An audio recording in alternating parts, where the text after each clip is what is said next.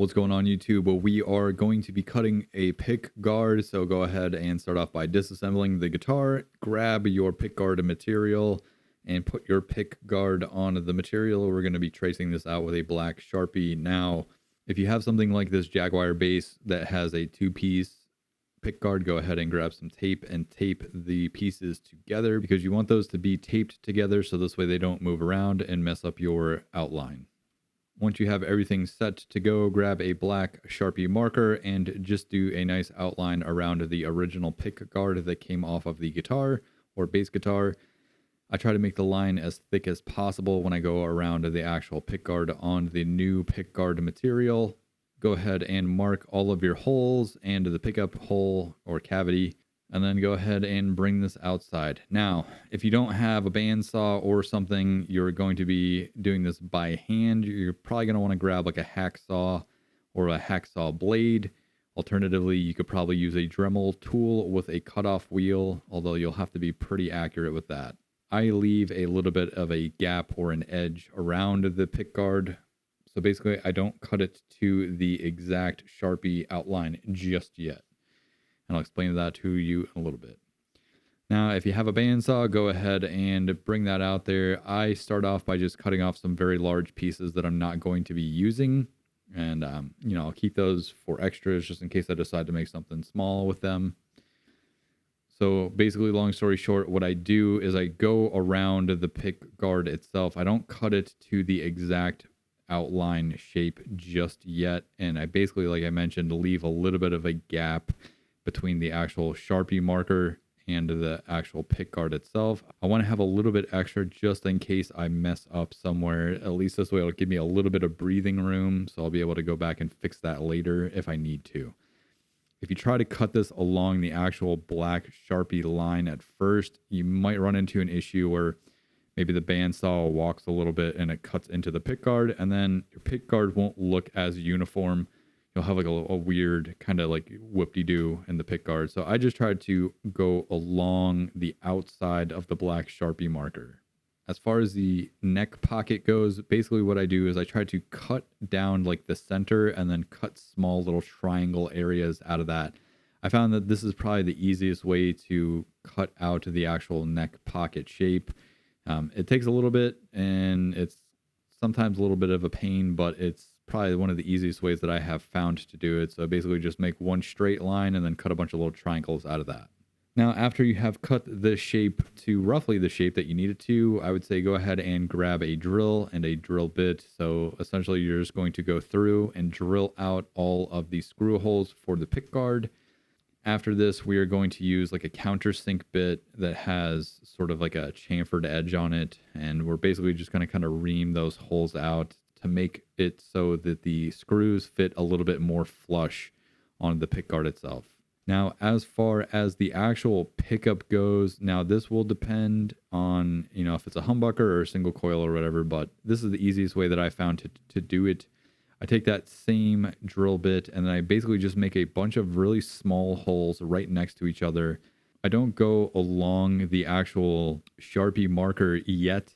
I do it on the inside of that, so this way I have a little bit of extra room. I obviously will have to go back and clean this up, but it just makes for a little bit of an easier experience because basically we're going to be using the drill and the drill bit to sort of use it as like an X-Acto knife or something similar to along those lines, because essentially once you have the pickup cavity drilled out like this, and I'll go ahead and pause this here so you can see a little bit better.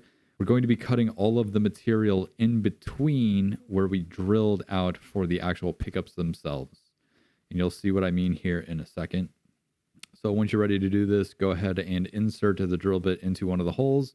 And then essentially all you're going to do is use the drill, and you're basically just going to add a little bit of like downward force along the drill bit. And this is basically going to kind of drill and cut at the same time. This is the easiest way that I found to do this. I don't have like a table router or anything, so you could probably also use a Dremel tool with a cutoff wheel. Might make it a little bit easier, but if you don't have any of those things, this is the easiest way that I found.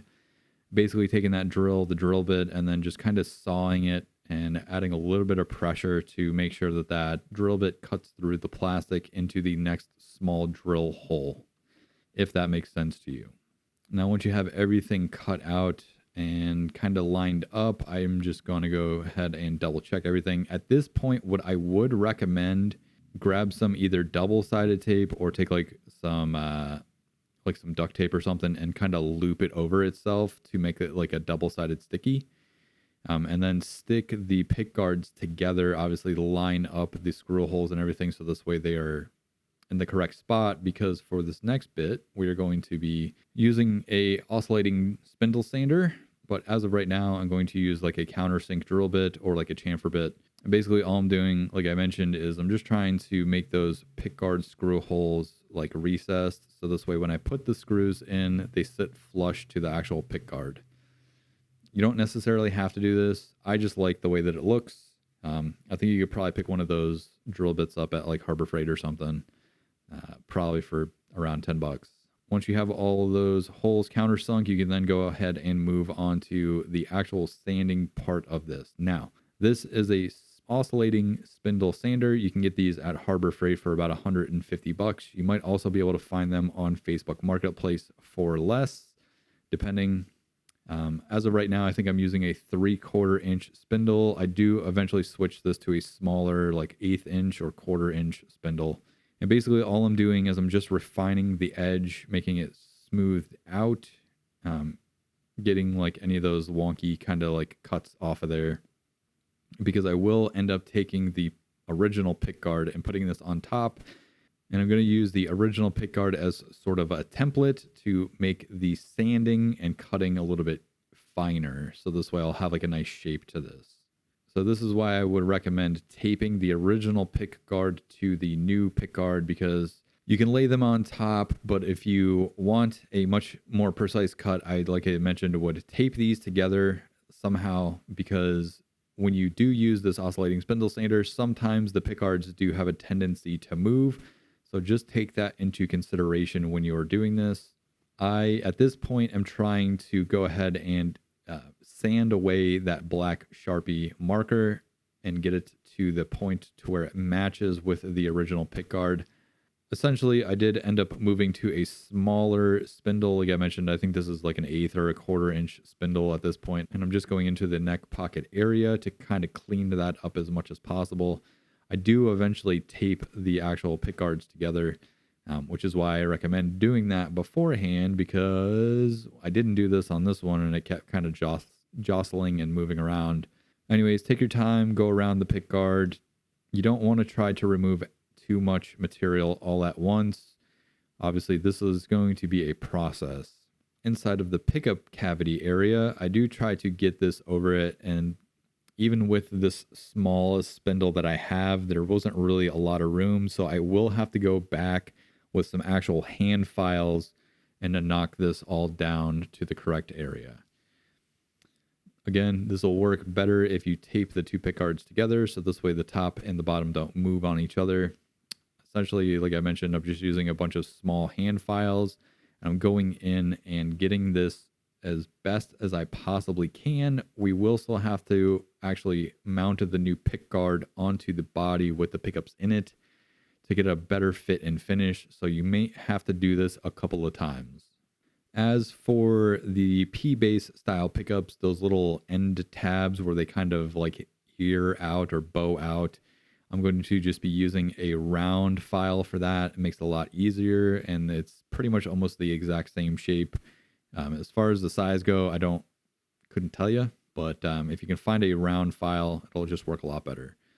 The pickup cavity or the pickup area for this pick guard was a little bit more tricky because I didn't really get it as close as I needed to. So this ended up taking me a lot longer than expected to actually file out the remaining pick guard material.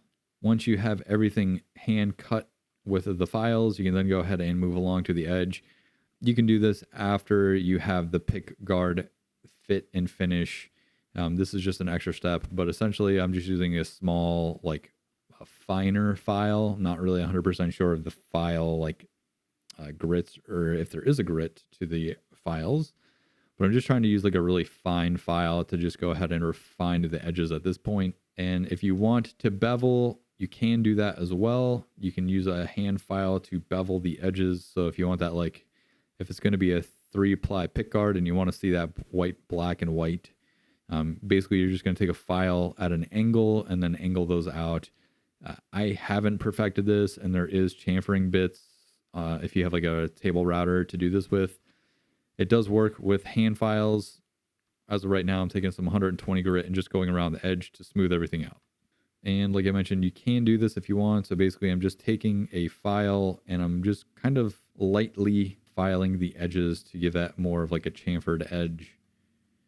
Now, for the last but not least bit, we're going to go ahead and test fit the new pickguard. This might take you a couple of times, as it took me around 3 or 4 times, bringing the pickguard into the house, checking it on the base, bringing it back out to the garage, making my adjustments, back and forth, back and forth. I got it to the point where it was tight enough where I still needed to do a very small amount of filing inside. For that, I just used some really small files. You can get a package of those at Harbor Freight for around $10. They're like diamond bit files, but you can also use them for other things too. Eventually, you will get it to the point where it fits properly and snugly onto the body of the guitar. And once you have that finished, you can then go ahead and install the pickguard. Now I'm going to be turning this bass guitar into a Mark Hoppus style Jaguar bass. So for this, it's pretty much the end of the video. If you want to see that, go ahead and subscribe to the channel. But essentially, like I mentioned, you're just going to go through with some small files and just clean everything up. At this point, you don't have to go out into the garage and do all this. I just have some small ones and a little like guitar luthier's kit that I got off Amazon. They work well enough and was able to get me into the ballpark. And after you're done, it should look pretty much like this. If you guys like this video, go ahead, give it a thumbs up, give it a like. If you didn't like this video, also give it a thumbs up. Hit the like button, hit the subscribe button, hit all the buttons. I'm Jordan, and I'll catch you guys next time. Peace.